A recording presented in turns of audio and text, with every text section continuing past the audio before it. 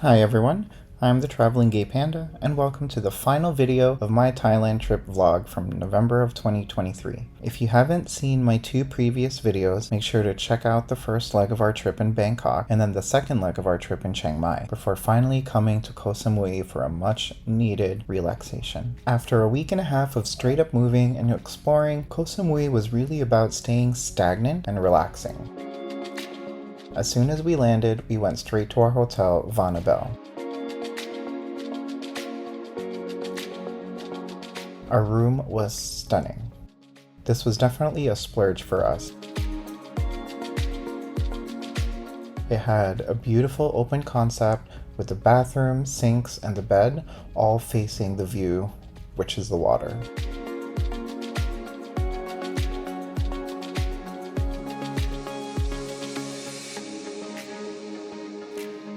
This floor-to-ceiling sliding glass door that goes into our infinity pool overlooking the ocean was so relaxing, which was definitely the vibe of this part of our trip.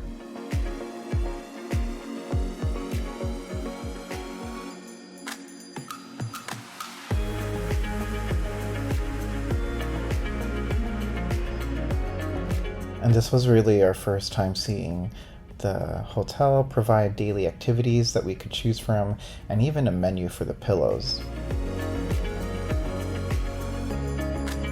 Of course, we had to dip in our pool before exploring the hotel grounds.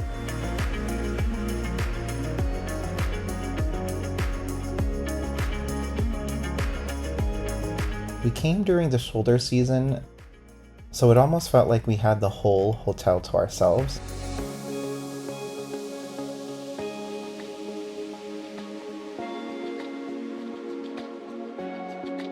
The hotel pool and the beach area just felt so private.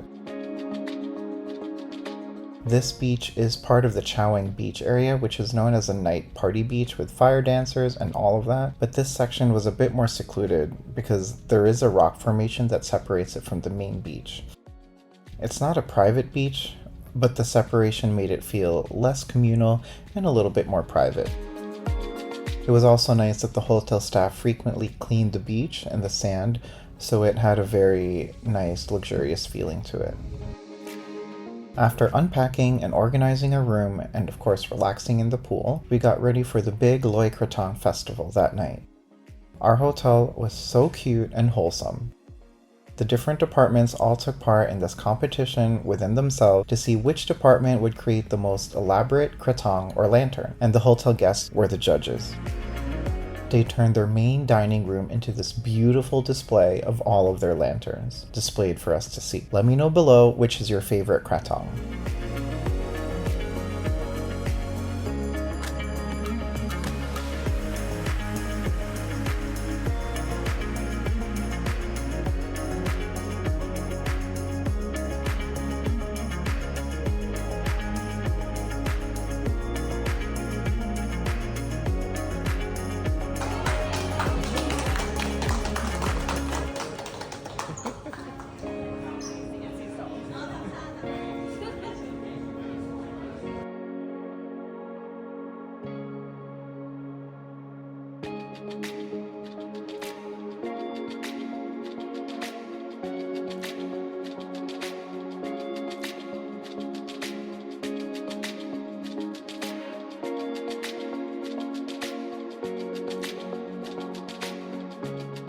Then we went to Central Samui, which is a mall close to the airport and by the lake where they host the big Loy Krathong Festival. The rain was in and out, so it was nice to go to the mall, which was covered, and when the rain stopped, that's when we would go to enjoy the festival, which had markets spanning half a mile long.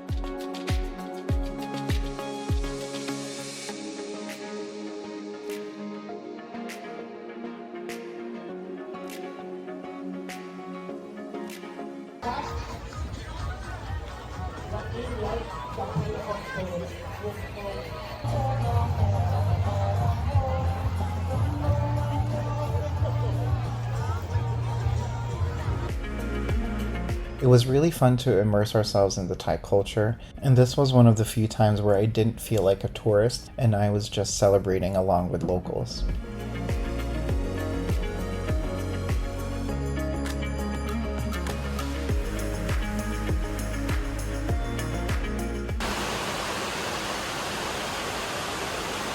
can't even hear each other. The rain is so loud.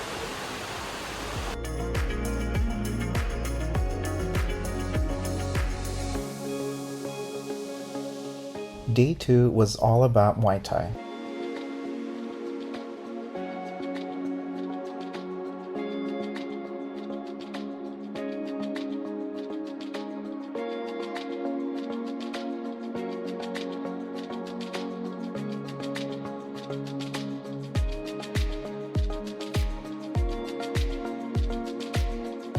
After enjoying the hotel's very extensive breakfast menu, we relaxed by the pool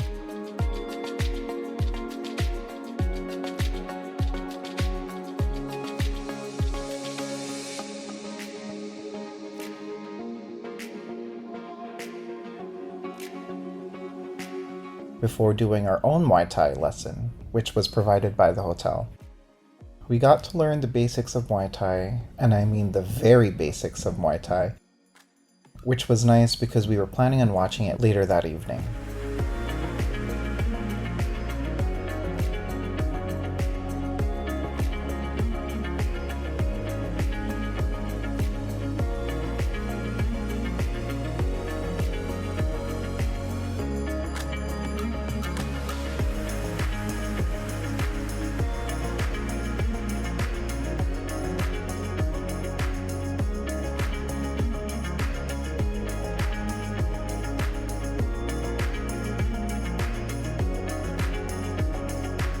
Lunch that day was at the hotel's poolside restaurant, which again lent to the relaxing vibe because we didn't have to move too far.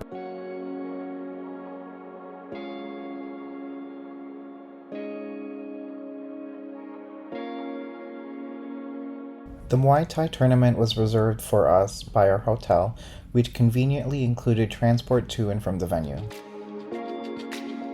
Muay Thai is an interesting sport. It's similar to boxing or kickboxing, so you would think it's pretty aggressive in nature, but you see the polite and compassionate Thai culture really shine through. Before every match, both fighters dance around the ring for a few minutes in a tradition called Ram Muay, I think, to pay tribute to their teachers, parents, and ancestors. Each dance is unique to that fighter and showed their individuality as well as their artistry. And what I loved was, while watching these fighters compete against each other and trading blow after blow, at the end you could really see how much they respected each other.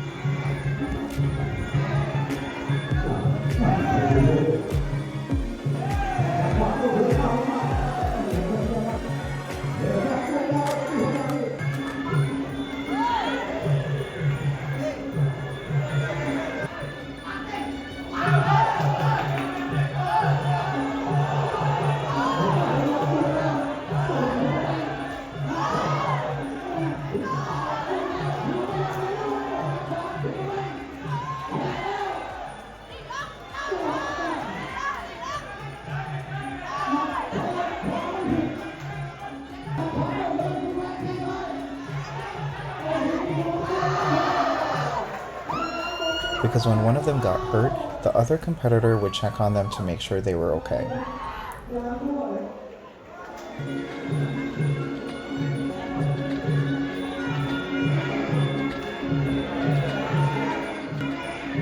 The heavyweight match had a lot of fans, including myself. I'm guessing it's because of the quality of the jabs.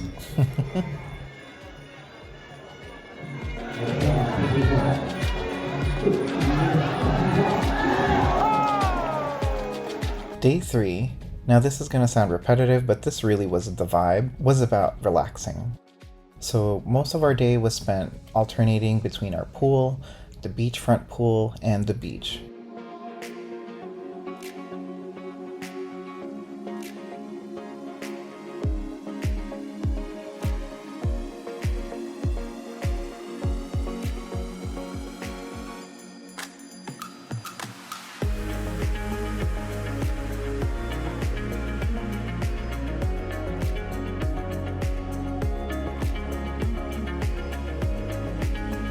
We did sneak in a trip to a spa in town, and I got a massage and a facial since I really wanted to moisturize my face after many, many days of walking around in dirt and all of the sun exposure.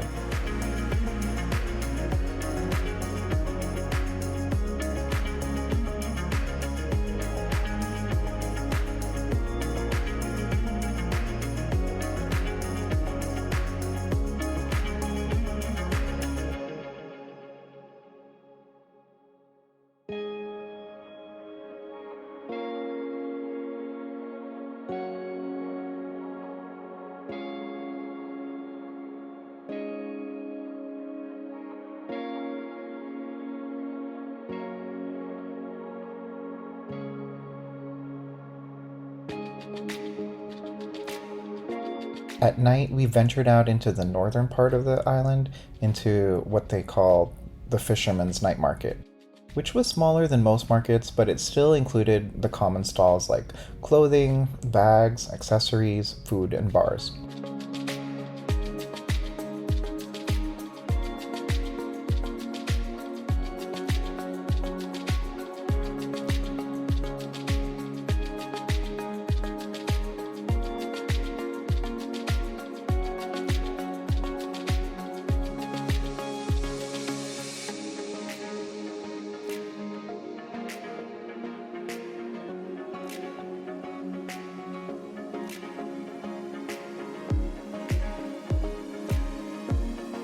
I had the most tasty and flavorful and refreshing ice cream at this night market, where we were allowed to choose the flavor of the ice cream as well as 2 fruits that they could mash together. I went with the bananas and lychee, which was a great combo with the chocolate ice cream.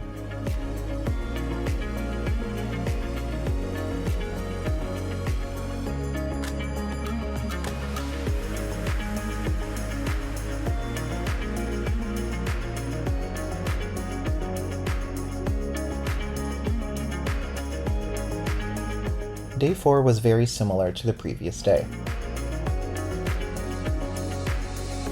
We spent a lot of time alternating between the beach again, the pool, and our pool in the room.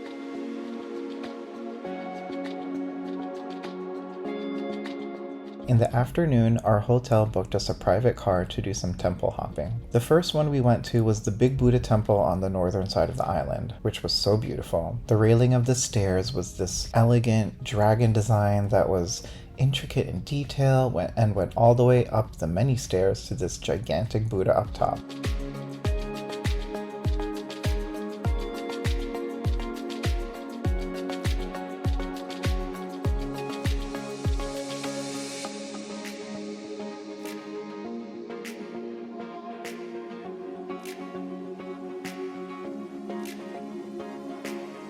Afterwards, there was a nearby temple which had like 3 man-made islands that each had their own structure.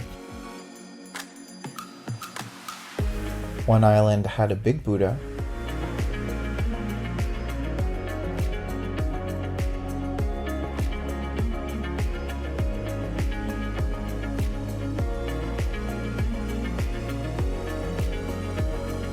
The other island had a temple. And the third island had another Buddha, but this one with multiple arms. Next, we went to this pagoda by the airport, which was kind of hard to get to by car, so it drove us up as high as it could before we had to hike the last few bits. There is an entrance fee, but it was pretty minimal. It is a small temple, but the draw here really is the view. Because the airport is a stone's throw away, this place was so nice to just plain watch. If you're into that sort of stuff, definitely come here. After that, we went pretty far south past the hotel and into my favorite temple, which is Wat Ratchathammaram. It's not the largest in scale, it's not decorated with many different colors, and it's not even the most extravagant, but the redness of the clay is just so vibrantly, is that a word? Striking to me, that I just loved how unique it was. Not only that, but you could really just admire all of the details carved into the walls of the temple. From the outside to the inside, everything was just jaw-dropping. I think I stood in that temple and just stared at each detail, each inch of those walls, just to admire it.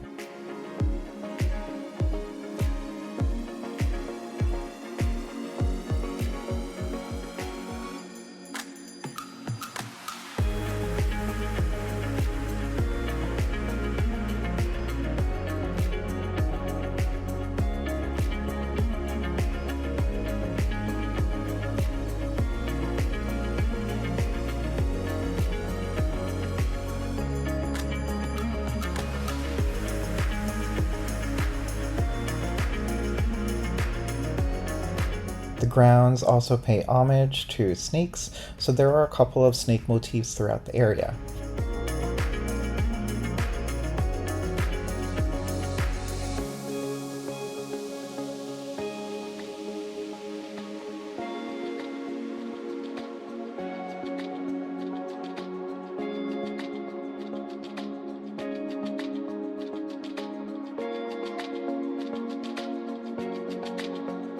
The last temple we went to had, again, the Buddha of the different days of the week that correlates with the day that you were born, similar to the one that we saw in Chiang Mai. It also had a mummified monk, which I didn't take a picture of out of respect. It was beautiful, but it just really paled into comparison to Wat Ratchathammaram, which is my favorite temple that I saw not only in Koh Samui, but all of this Thailand trip. At night, we ended up at the market by the mall again, just took our time walking through the stalls, zigzagging in and out, and enjoying the nightlife.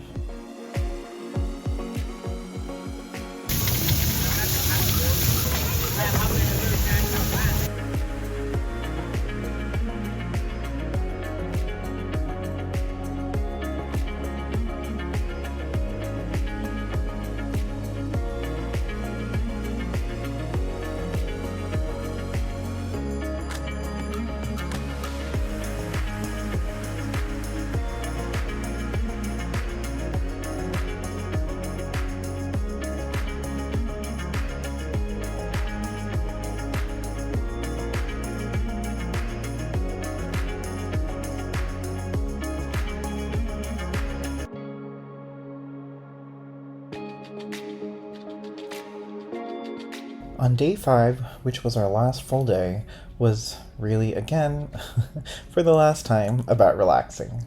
We ideally wanted to island hop or do some water excursions, which we knew Koh Samui was well known for, but our concierge said that because of the recent storm, even though the days were perfect and sunny, the water visibility would be really poor and it would just be a waste of time.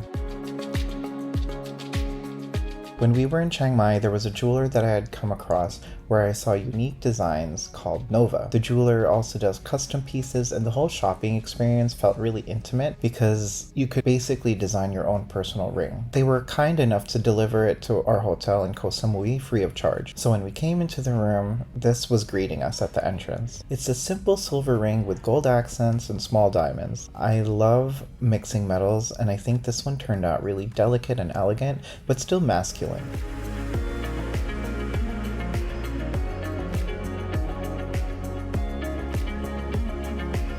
For the latter half of the day, we mostly stayed at the beach because the weather was just perfect and the waves weren't too strong.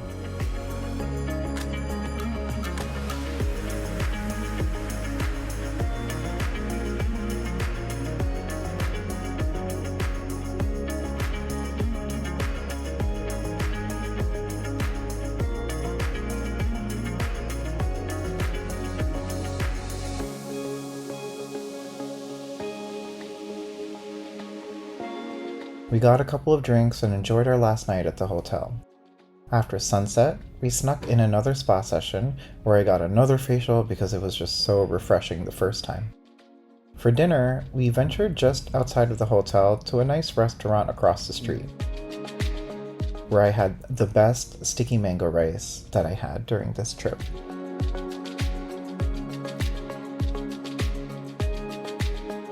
The next day, I decided to start getting back into my normal daily routine and went to the gym for the first time.